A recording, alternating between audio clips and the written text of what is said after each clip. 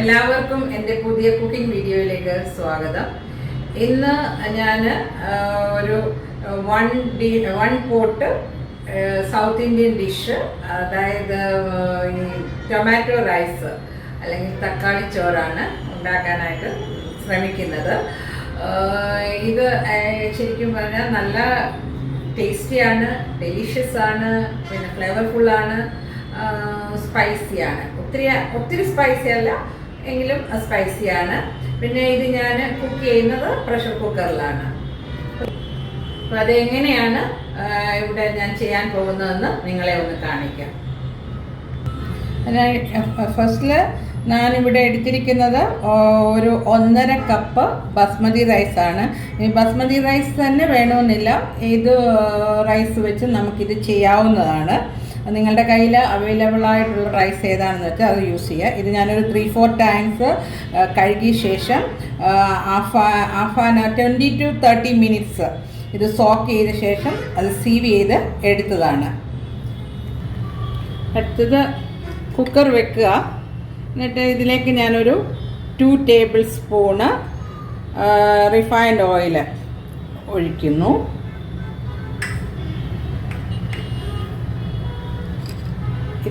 ഇത് ഓപ്ഷനിലാണ്, വേണമെന്നുണ്ടെങ്കിൽ ചെയ്താൽ മതി. എൻ്റെ കയ്യിൽ ഇത് ഉള്ളതുകൊണ്ട് ഞാനിത് എടുത്തു. കാഷ്യൂ നട്ട്സ് ഒരു 2 ടേബിൾ സ്പൂണ്.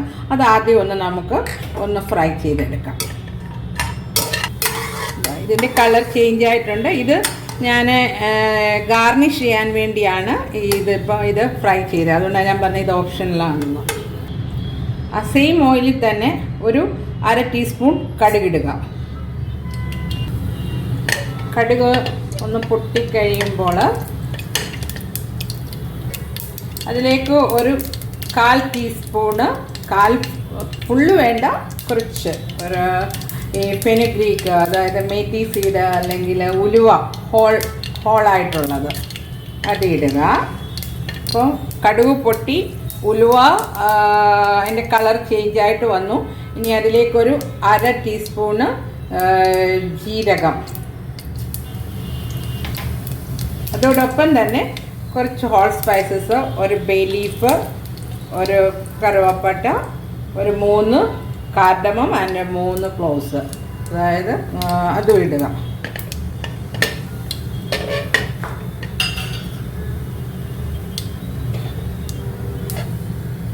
ഇതിലേക്ക് ഇനി അടുത്തത് ഒരു മീഡിയം സൈസ് അനിയൻ ചോപ്പ് ചെയ്യുക. അതൊന്ന് ഒരു 2 മിനിറ്റ്സ് സോട്ട് ചെയ്ത് എടുക്കുക. ഇത് കളറ് ചേഞ്ചായിട്ടുണ്ട്. ഇനി ഈ ഒരു കാര്യം പറയാൻ വന്നു, ഈ ബേ ലീഫ് നിങ്ങളുടെ കയ്യിലില്ല എങ്കിൽ നിങ്ങൾ കറി ലീഫ് ഇട്ടാൽ മതി.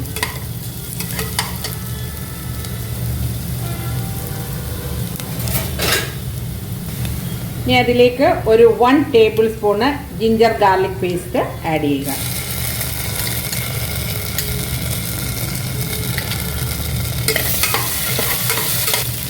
അതിൻ്റെ ആ ഗാർലിക് പേസ്റ്റിൻ്റെ ജിഞ്ചറിൻ്റെയൊക്കെ ആ റോ സ്മെല്ല് മാറി അതിലേക്ക് ഒരു 2 പച്ചമുളക് ആഡ് ചെയ്യുക. അതൊരു 30 സെക്കൻഡ്സ് ഒന്ന് വഴറ്റുക.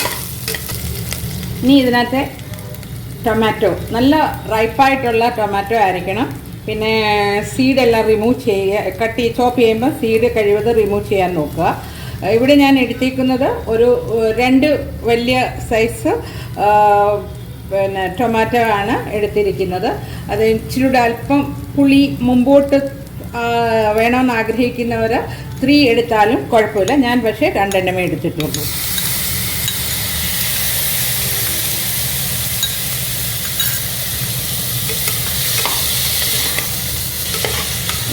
ഈ ടൊമാറ്റോ ഇട്ട ശേഷം ഈ ടൊമാറ്റോ നന്നായിട്ട് കുക്കാകണം. അത് സോഫ്റ്റ് ആകുന്നത് വരെ ഇത് ഒന്ന് കുക്ക് ചെയ്യുക.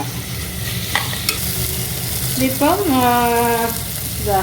നല്ല ടൊമാറ്റോ എല്ലാം കുക്കായിട്ടുണ്ട്. പിന്നെ അതിലേക്ക് ഇനി നമുക്ക് കുറച്ച് സ്പൈസസ് പൗഡർ, ഒരു 1/2 ടീസ്പൂണ് ടർമറിക് പൗഡർ, മഞ്ഞൾപ്പൊടി,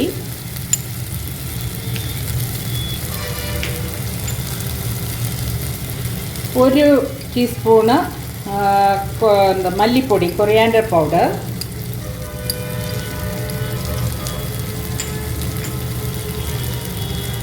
ഒരു ടീസ്പൂണ് റെഡ് ചില്ലി പൗഡർ മുളക് പൊടി,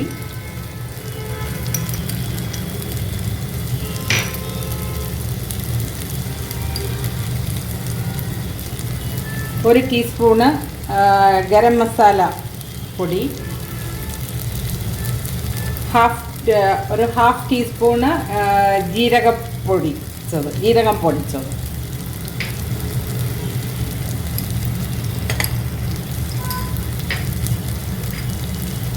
അതോടൊപ്പം തന്നെ ഒരു അര ടീസ്പൂണ് ക്രഷ്ഡ് ചെയ്തിട്ടുള്ളതായ പെപ്പർ.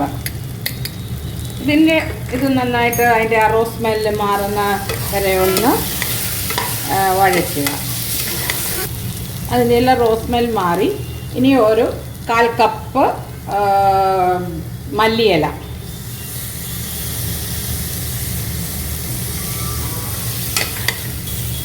ആവശ്യത്തിന് ഉപ്പ്, അത് ഒരു 2 ടീസ്പൂൺ വരെ പോകാം,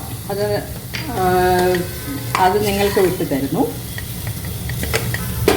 ഇതിലേക്ക് ആവശ്യത്തിനായിട്ടുള്ള വെള്ളം ചേർക്കാം. അതായത് ഞാൻ 1.5 കപ്പ് സോക്ക് ചെയ്തതായ റൈസാണ് എൻ്റെ കയ്യിൽ ഇപ്പോൾ ഉള്ളത്.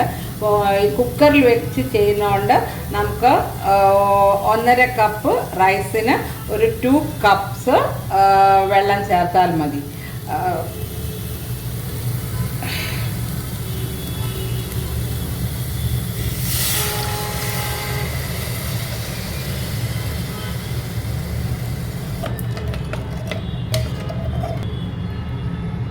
വെള്ളം ഒഴിച്ചതിന് ശേഷം ഇത് നന്നായിട്ട് ബോയിൽ ചെയ്യാനായിട്ട് അനുവദിക്കുക. ഈ സാധാ കുക്കറല്ല, മറ്റേ നോർമൽ രീതിയിൽ ചെയ്യാനാണെങ്കിൽ അത് 3 കപ്പ് 1.5 കപ്പ് റൈസിന് 3 കപ്സ് വാട്ടർ ആഡ് ചെയ്യുക. അപ്പോൾ ഇതൊന്ന് തിളക്കട്ടെ. ഇതിപ്പം തിളച്ച് വന്നിട്ടുണ്ട്. അതിലേക്ക് സോക്ക് ചെയ്ത് വെള്ളം മാറ്റിയതായ റൈസ് ഞാൻ ആഡ് ചെയ്യുന്നു.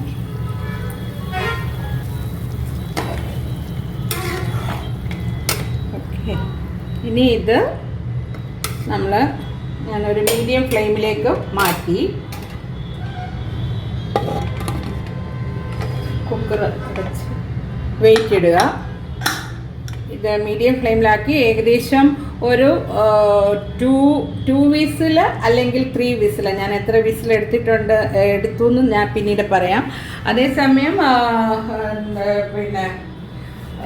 നോർമൽ മറ്റേ രീതിയിലാണ് ചെയ്യുന്നെങ്കിൽ ഇതുപോലെ തന്നെ കവർ ചെയ്ത് ലിഡ് വെച്ച് കുക്ക് ചെയ്ത് എടുക്കുക.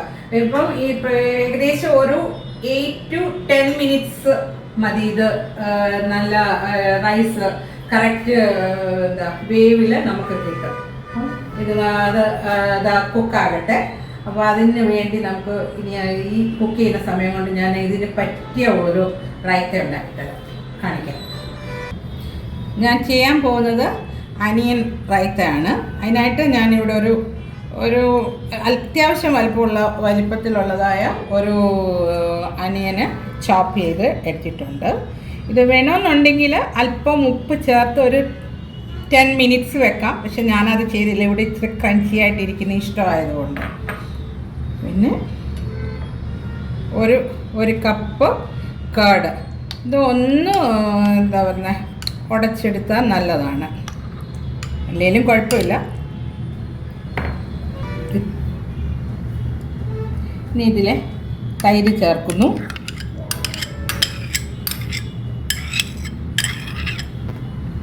പിന്നെ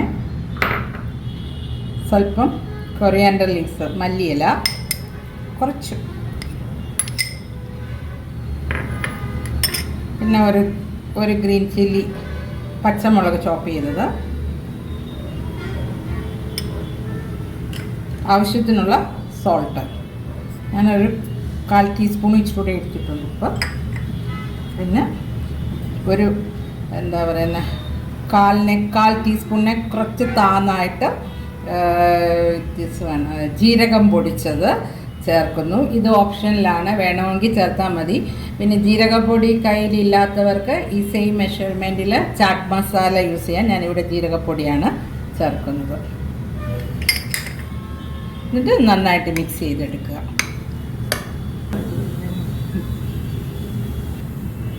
അതായത് ഒനിയൻ റൈത്ത റെഡിയായി. ഇത് അനിയൻ ഇല്ലാത്തവർക്ക് കുക്കുംബർ വെച്ച് നമുക്ക് ചെയ്യാം. പിന്നെ കുക്കുംബർ ടൊമാറ്റോ, അത് നിങ്ങളുടെ ഇഷ്ടം. പക്ഷെ ഞാൻ പ്രിഫർ ചെയ്യുന്നത് ഇതിനോടൊപ്പം ഈ അനിയൻ റൈത്തയാണ്. ഇനി നമുക്ക് പ്രഷർ കുക്കറിൻ്റെ ആ പ്രഷറെല്ലാം കംപ്ലീറ്റ് റിലീസായി. നമുക്ക് തുറന്നൊന്ന് നോക്കാം എങ്ങനെയുണ്ട് എന്നുള്ളത്. നല്ലതായിട്ട് വന്നിട്ടുണ്ട്. വെന്തോ എന്ന് നമുക്കൊന്ന് ചെക്ക് ചെയ്ത് നോക്കാം. ഇനി ഇത് പതുക്കെ ബലം കൊടുക്കാതെ ഈവനായിട്ട് സ്പ്രെഡ് ചെയ്തെടുക്കുക. നന്നായിട്ട് മിക്സ് ചെയ്തിട്ടുണ്ട്. കറക്റ്റ് പിന്നെ വെന്തിട്ടുണ്ട്. അതുപോലെ ഈ റൈസ് എല്ലാം സെപ്പറേറ്റഡ് ആയിട്ടാണ് ഇരിക്കുന്നത്, ഒട്ടുന്നില്ല. പിന്നെ ഇതിലും വേവ് കുറവുള്ളവർക്ക് 2 വിസിൽ എടുത്തേച്ചാൽ മതി. ശരിക്കും പറഞ്ഞാൽ ഒരു 11 മിനിറ്റ്സ് എടുത്തിട്ടുണ്ട് ഇത് ഈ സ്റ്റേജിലേക്ക് വരാനായിട്ട്. എന്നിട്ട് നേരത്തെ ഞാൻ കാഷ്യൂ നട്ട് ഫ്രൈ ചെയ്തേലേ, അത് കുറച്ച് ചേർക്കുക. എന്നിട്ട് അഗെയിൻ ഒന്നുകൂടെ ഒന്ന് പതുക്കെ മിക്സ് ചെയ്ത്.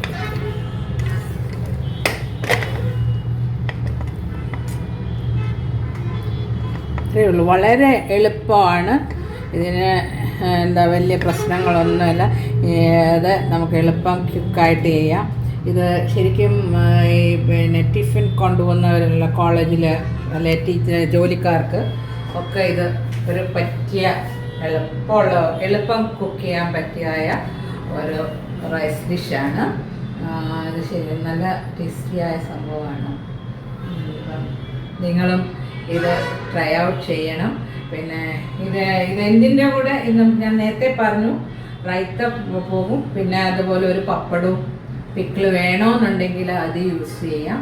പിന്നെ ഇനിയും പ്രോട്ടീൻ ഇതിനോടൊപ്പം വേണമെന്നുള്ളവർക്ക് എന്തെങ്കിലും ചിക്കൻ്റെ ഒരു ലെഗ് പീസ് ഫ്രൈ ചെയ്യുമോ.